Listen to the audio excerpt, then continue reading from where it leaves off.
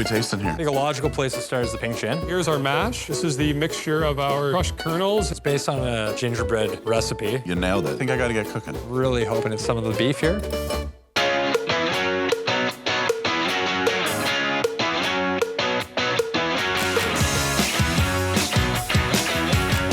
I'm Nick Benninger. Welcome to Farm to Fork.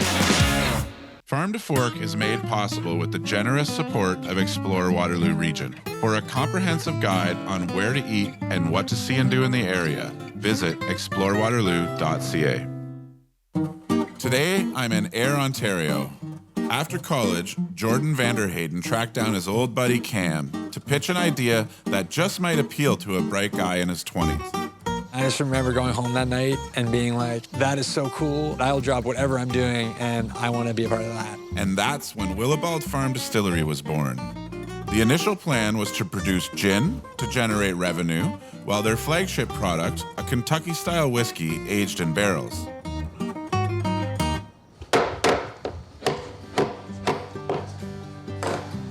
Hey Cam, how you doing? Good to see you. It's been a while. Yeah, you too. It's great to be out here. About to taste some whiskey. Right on. Want to try? I would love to.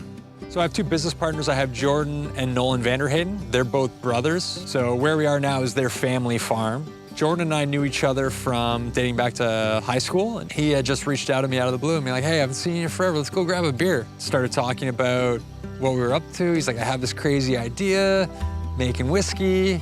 And I just remember going home that night and being like, that is so cool. I'll drop whatever I'm doing, and I want to be a part of that. How often do you get to do this? But once a month, so not enough or too much, depending on who you are. Yeah, I bet. Or depending on how your month's been. Exactly. What are we tasting here? So this is about 5-year-old whiskey, kind of modeled after the bourbon style. We can't call it bourbon because it's made in Canada, but it's modeled after that. So it's got that rich, big, bold flavor. Can you walk me through a bit of the history of the farm and how we got here? So we opened up in 2017 with the distillery. And although we started making whiskey initially, in Canada, you have to age whiskey for at least 3 years. So what we started to do is put cask down. And in the meantime, we started making gin to release to help keep the lights on.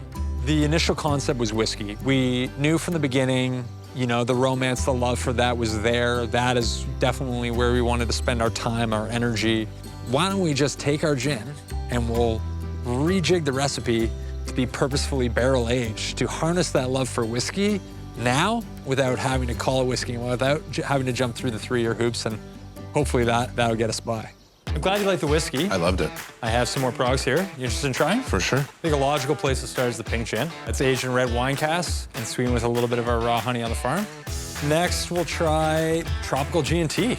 Kind of a classic gin and tonic using our dry gin. You're taking away all the bitterness from the hops, adding all the fruitiness, and that gives it this really tropical note. And then we add a tonic that we make in-house. Wow, that nose is wild. This is our flagship beer. It's a Dortmunder, so it's an old school style from Germany. It's a little bit overproof because back in the day when they used to export this to other countries, they wanted a higher alcohol percentage so that the beer didn't oxidize while it's making its voyage. I mean, what is the percentage? 6.5%. Okay, yeah, that'll sneak up on you. Yeah, it takes about 11 weeks to make, so much longer than a lot of traditional craft beers where that usually take 3, 4. We give it 8 weeks to lager, and lagering just means letting it sit at cold temperature for 8 weeks and allows everything to settle out and allows this like smooth body to form. So Cam, 11 weeks is long even for a lager. That proves to me that you guys don't cut any corners around here. I'd love to see the process behind this. Yeah, why don't we introduce you to Joe and show you how the beer's made. Right on, let's go. Sounds good. So Nick, this is the brewery. Awesome. We added this at the tail end of 2019, which I think is a nice addition to the distilling space. So this is my friend Joe. He's also our head brewer. Right on. Great to meet you, Joe. You as well. So Joe and I originally met probably grade 4, and we were best friends in elementary school, like hanging out every day, that type of thing. I'd love it if you could walk me through some of the process around here. Definitely, yeah, we can do that. So the brewing process starts with malted barley. That barley will then be dropped into our mill over here. The mill will push up through the flex auger. It'll then drop into the top of our mash tun where it'll mix with hot water. I'll give you the honor of hitting the start button on the pump if you'd like. Me? Yeah. All right. So this right here is our mash. This is the mixture of our crushed kernels and hot water. Well, this looks like the worst glass of oatmeal I've ever seen. What are we doing with this?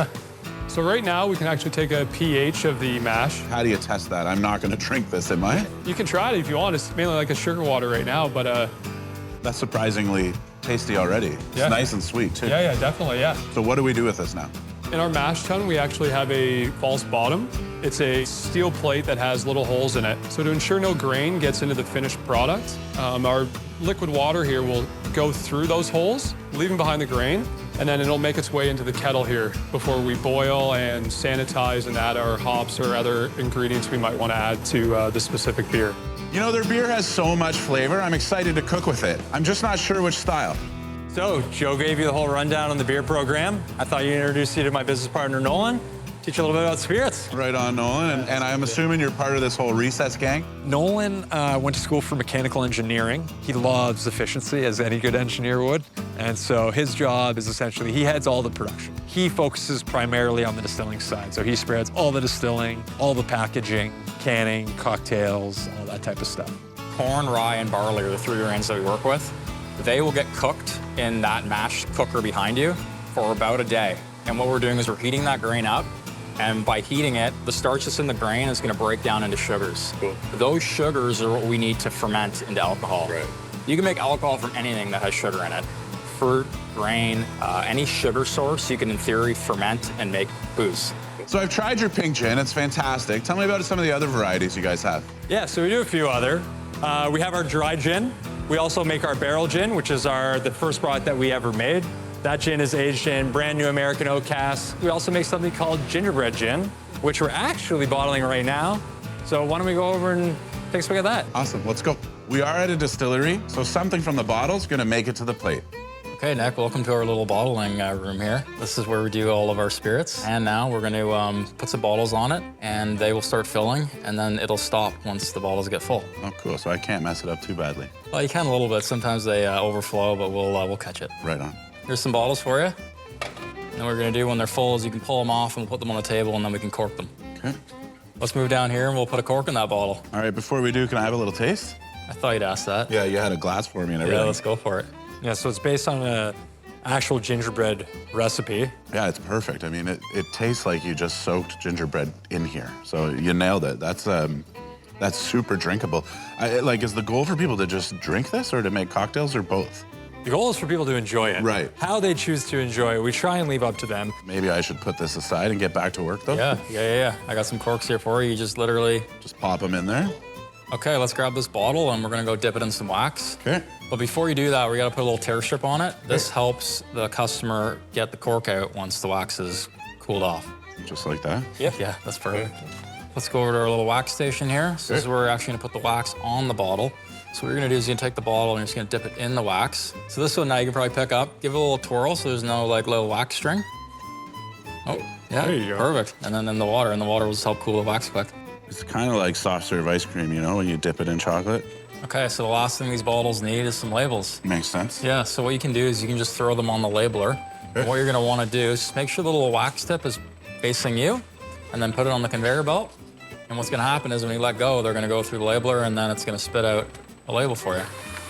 Well, thanks a lot for your help today, Nick. We really appreciate it. I think we can take it from here. Awesome. Yeah, I don't know how much help I actually was, but I appreciate the walkthrough, and I was happy to learn how to do it. I would love to get out of here because I think I got to get cooking. Sounds good. Awesome. Thanks, fellas. Good luck with the rest Yeah, of it. cheers, I'll see you later.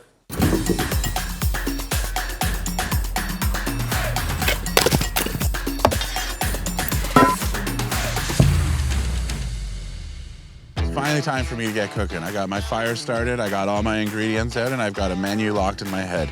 We're gonna cook a bit of a traditional Brazilian meal. It's called picanha, which is a Brazilian cut of beef. My wife happens to be Brazilian, so this cut of beef has been close to my heart and in my tummy for a long, long time. First thing I'm gonna do is just take our 2 picanhas here. I'm just gonna score that fat a little bit. I'm gonna put a pretty aggressive amount of seasoning on the actual fat cap. I'm just gonna hook these guys up, and then I'm gonna hang them over the fire. And I'll just let those smoke. I'll probably give them about 30, 40 minutes to get some nice color on it, see that fat start to render out. In the meantime, we can get started on some of our side garnishes. We'll start with an onion. I need some for our beans, some for our farofa, and some for our vinaigrette. This is just some really nice smoked bacon, beautiful local pork. So now some garlic. I'm just gonna give it a rough chop here. We've got our bacon starting to render. We've got our picanhas chilling. They'll be ready to handle in a few minutes. I'm gonna start building up our vinaigrette. So the vinaigrette is often just made of tomatoes, peppers, onions, a really acidic and oily dressing. Bring these guys across. They feel nice and cooled off. Oh yeah, for sure. Set this aside. I have these fun kebabs. So you wanna give it a fold and then just push your skewers through. The next thing I'm going to do is hit the beans with a little bit of beer. I'm gonna let that reduce down a little bit. Into the pot goes the canned beans, and this is gonna make up the body of our dish today. I'm actually gonna add that whiskey in now. Into our pan goes our farofa. That instantly soaks up all of that awesome bacon fat. Steaks sitting here now, they're on the skewer. I do need to hit them with a little bit of oil and some more salt and pepper, and then those guys will be ready to hit the grill. We'll get our platter ready. My beans are ready, my beef is ready. And I'm just putting on my last few slices here, and just in time, my guests are arriving. Man, this looks incredible. Thank you. How's it going, guys? It's going great. Awesome. We're starving. I hope so. I've prepared for you guys a bit of a Brazilian feast. The concept here is grab yourself a bowl of black beans with the vinaigrette, and then you kind of take the meat and you dredge it through the farofa as you eat it. Dig in and enjoy. Awesome. Right on. Thank you. You know, cooking with alcohol can sometimes be a challenge to either overpower a dish or be an underwhelming situation. Totally. But I think that your ingredients turned out really well for that. I don't think my budget would always allow me to cook with that whiskey, but it was a special treat to do today. It's really great. Well, guys, it's been a fantastic day. I've got to spend the day learning and getting to know the Recess gang, the family, so to speak, and getting to know the goings-on of the farm. And I just want to thank you for having me, and cheers to an amazing day. Thanks for coming. Cheers. You're welcome back anytime, my friend. Thanks.